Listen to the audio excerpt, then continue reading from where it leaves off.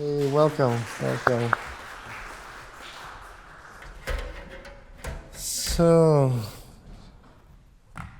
Henry and Evan, hello, nice to meet you. Hello, we met yesterday already at the concert. Do you want to say a few words about the piece that you're playing? I can. Yeah. Gipps was a British composer in the 1900s, and she wrote this concerto and dedicated it to her son after he had graduated with a degree in French horn performance, which was not much. I think the subtitle on the score is A Family Matter. Wonderful, wonderful, yes.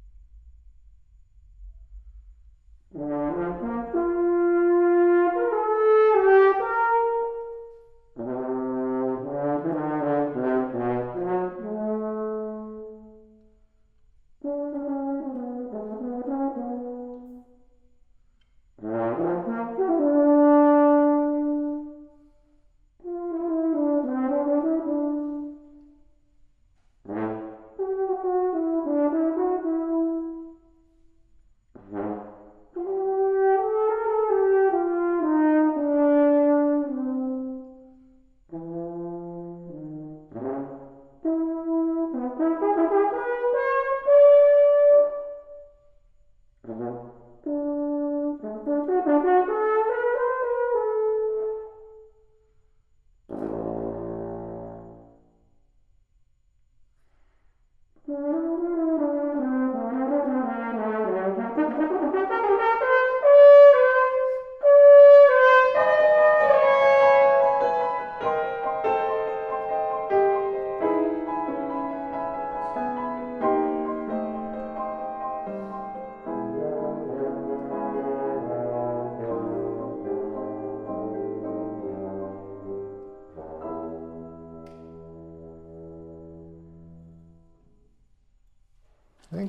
Beautiful.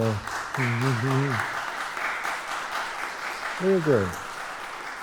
Very good.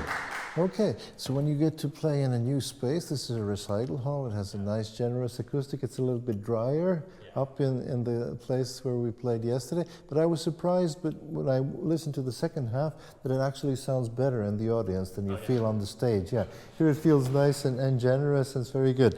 I looked at the piano. It's tuned at 442, so maybe that's surprisingly high. Maybe let's just check the intonation. I think maybe we're on the lower side if you're used to playing at 440 or so, yeah? So something like I don't know, B flat or something.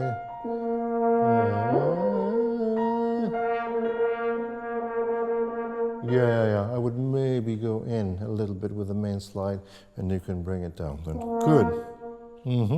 Very good. Another thing is maybe balance that we can look into it. I listened to this wonderful recording that David Pyatt made with the British horn concertos, and there the beginning seems very, very sort of, it starts a little more generous and then comes down. So you can play both more solistically, or we can ask Evan to come down with the triplet movement so that you can effortlessly show the line. Shall we do the beginning one more time?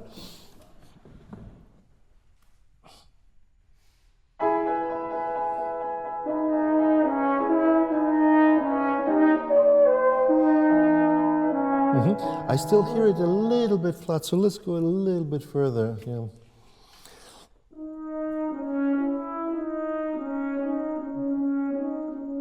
Yeah, maybe just a little bit higher.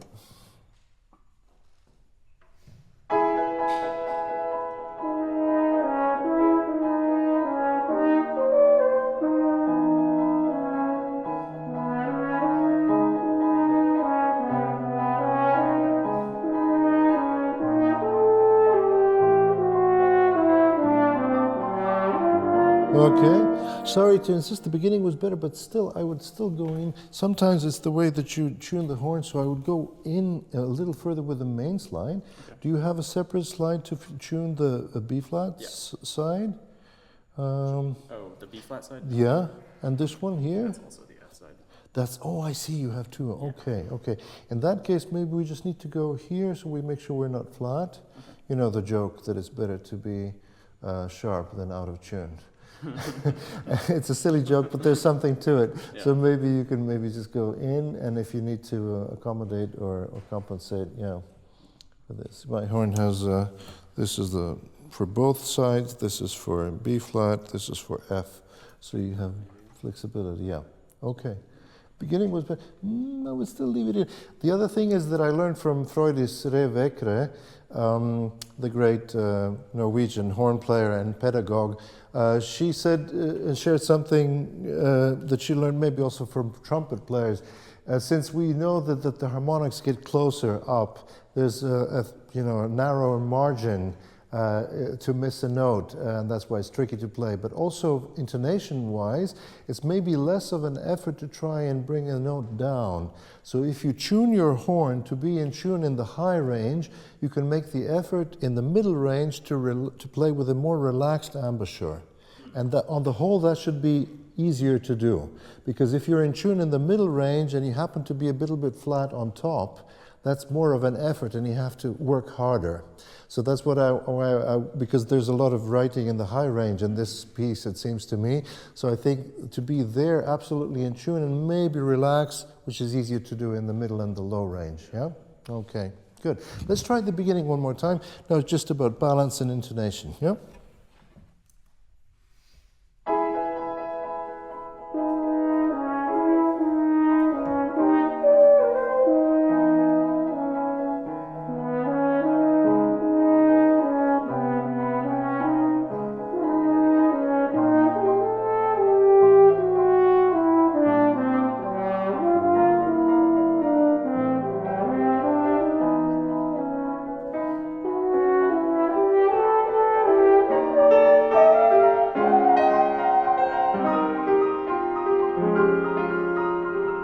Okay, very good, very good, very good. And she sends you up all the way to high D, which is not very nice to her son. But anyway, maybe they had other issues. They do have different lessons. Now, let's compare that to the end, at letter H. Do we have the same edition? This is a printed one. Yeah, I have the handwritten one. Maybe we can compare that. I think all the letters are... Yeah, the same? Yeah, okay. Let's compare that to what happens then. And here we have a pianissimo, so it's an echo of what maybe happened in the beginning. And we even have a triple pianissimo for the strings here, yeah? So more distant.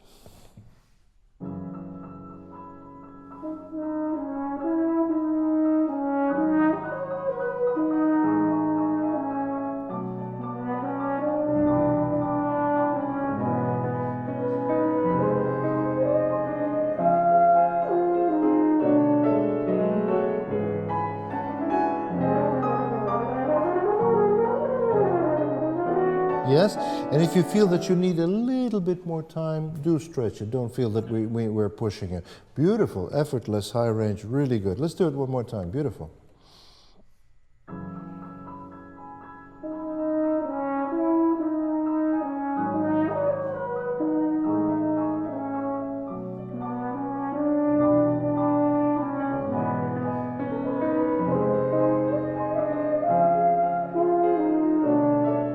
And then take your time.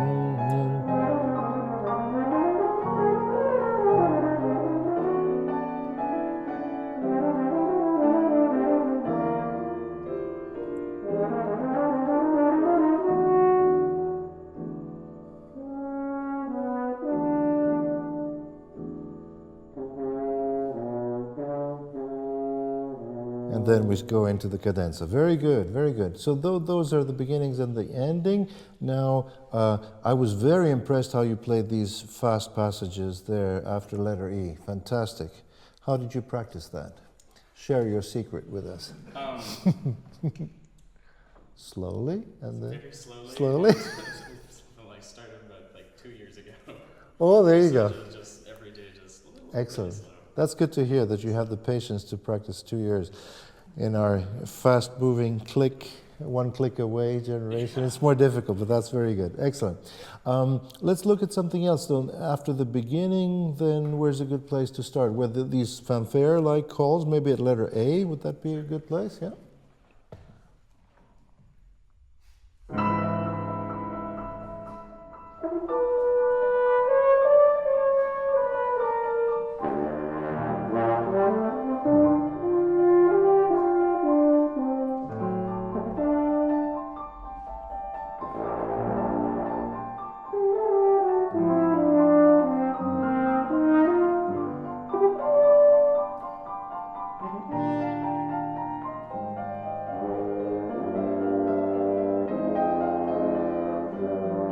Yes. Good, good, good. Henry, I wouldn't be shy about showing the very lowest range or the high, because we know it's maybe not the easiest thing to play on the horn. But imagine that you have an audience of maybe young people who don't know our instrument so well. So you're showing them, you're introducing them. This is what we can do. We can play very low, like a tuba or like a bass trombone, and then we can soar up in the high range. So be a champion of our instrument and don't be shy about it. And then because it is a solo concerto, also we have to have a certain presence. That's right, yes, exactly. Let's do that one more time with that attitude. Yeah.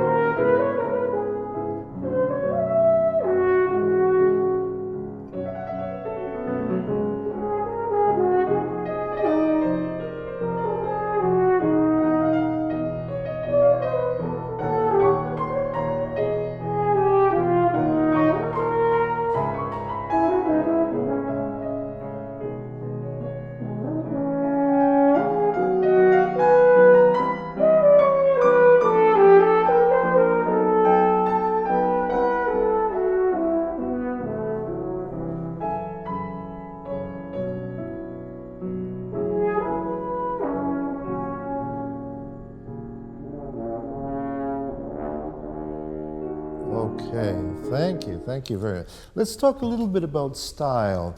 This is obviously a British piece written for a British horn player. Are you familiar with recordings or with the playing of our British colleagues? Somewhat. Who did you listen to? David Pyatt, and the older recordings of Dennis Brain, perhaps? Okay, we talked with our colleague. You spent some time in England, didn't you? How would you define, or what would you describe as the characteristics of British horn playing in comparison to American? Of course, you can't talk about American playing because there's so many very different schools and it's varied, but how would you define it? The two words I would use are clarity and facility. Facility. Brain was, a phenomenon. Yes. And his recordings still hold up. That's right, that's right.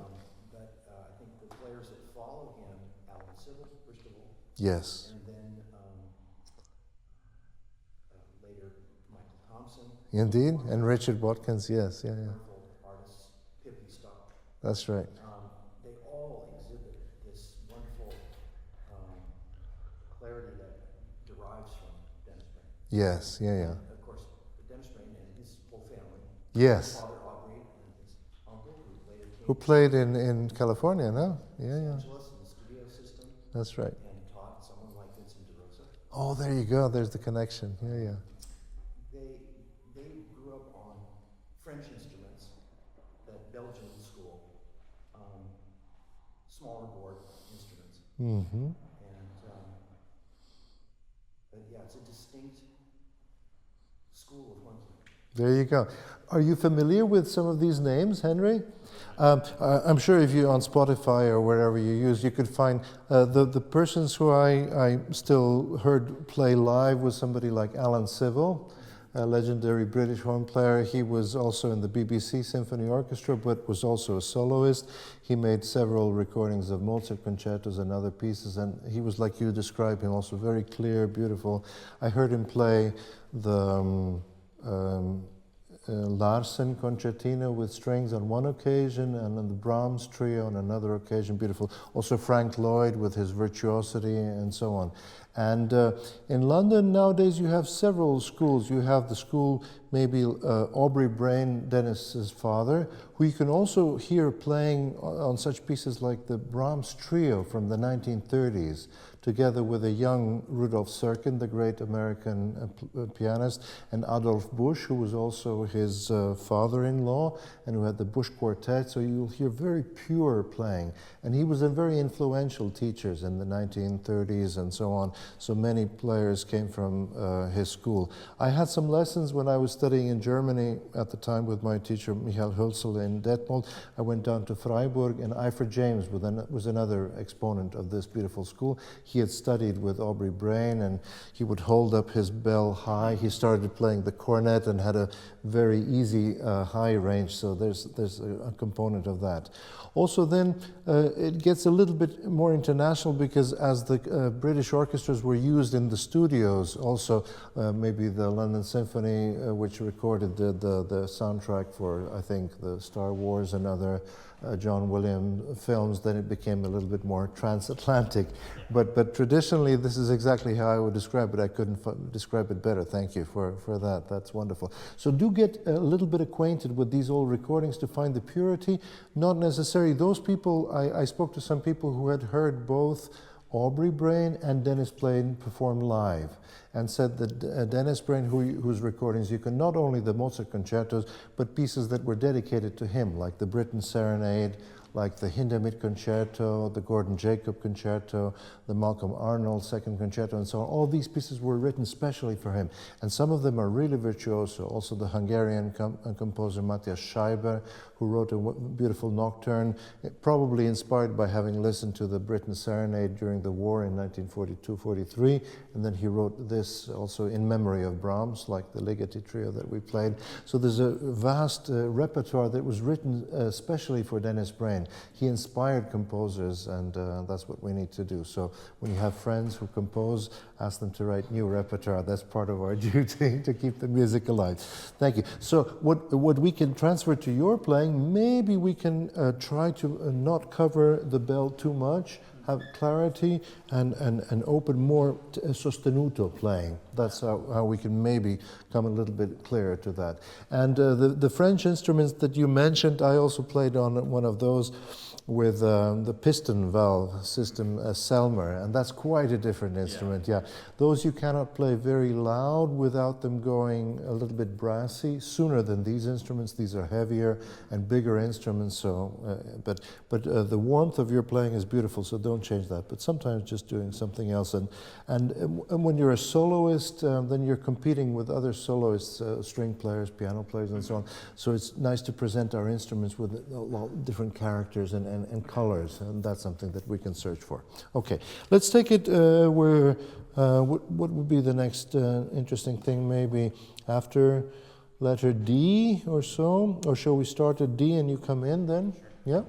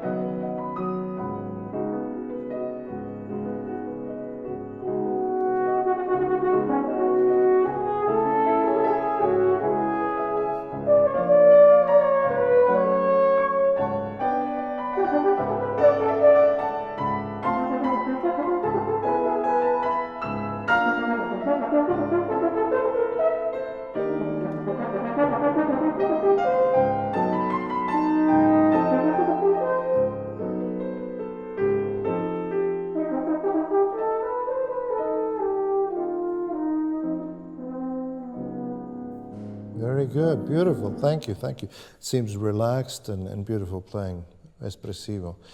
Should we look into the cadenza a little bit? So cadenza, sometimes it's composed, like here in the older days. There's like an evolution of what cadenza came, forth in the Baroque music, where you would do a simple ornament to finish it on one breath, typically, if you were a singer, In a da capo aria, which you have A, B, A form, you come back to the A, and then you make an ornament and finish. That's how it started. Then it gets more elaborate in the classical period. Composers like Mozart and others composed their own cadenza or improvised them. We're not so familiar with improvising nowadays, and then you get the big romantic concerto, and this is an example of a written out cadenza. So still it needs to sound as if you were inventing it on the spot. So it can be more spontaneous, as if you're improvising it, and if it's your own idea or your own music, yeah? So make it your own. Yeah. Let's look into that.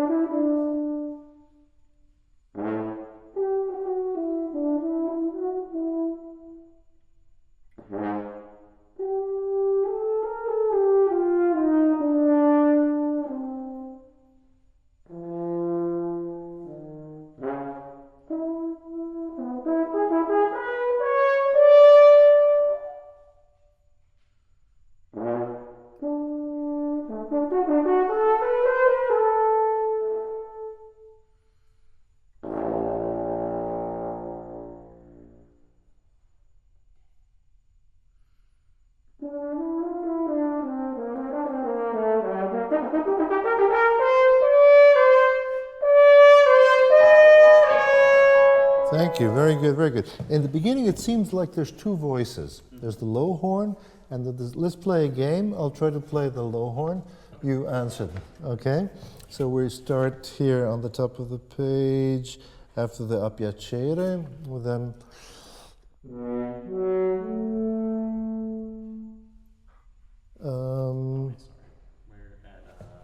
that's the third, when the cadenza is written, that's the fourth bar of that. Oh, okay. Yeah? Okay, there. And the answer. And then maybe more.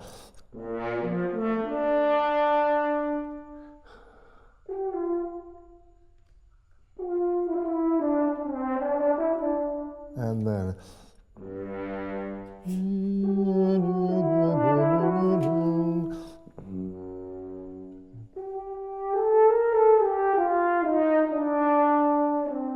Okay, and now it's your duty to show these two instruments, yeah? Showing both low horn and creating like a little dialogue. Yeah.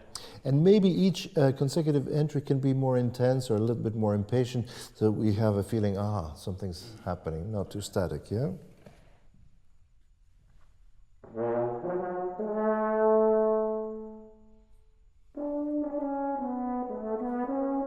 And then more urgent.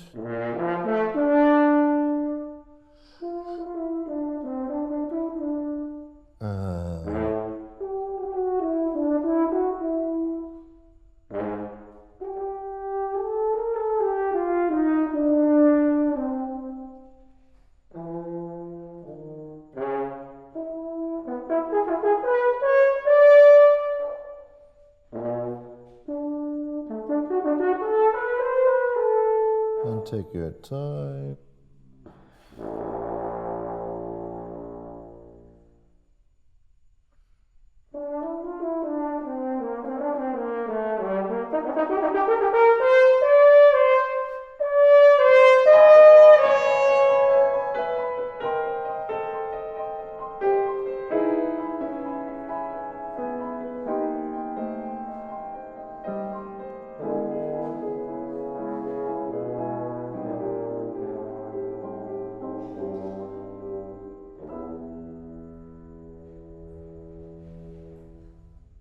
Thank you very much. Bravo, Henry. Thank you, thank you, thank you, thank you. Very good. Excellent. I do hope that you'll have an opportunity to play it either in recital with piano or maybe even with orchestra. That would be wonderful. Then you have a wonderful, colorful experience with the full orchestra playing that. Okay. What are your projects and plans coming up now in the next few months? I'll be playing this as well as the other two movements on my senior recital in the spring. Oh, fantastic. Coming up, and then preparing for graduate school auditions in the winter. Oh, fantastic. Okay. Try to learn it by memory, not in order to perform it that way, but to really feel it. Yes, no, and then you can still look back to your part. That's usually a good thing to do. Yeah. Absolutely. Good luck with everything. Thank you so much. Thank you. Wonderful. Okay. And thank you to Evan. Thank you for your wonderful contribution. Thank you. Wonderful.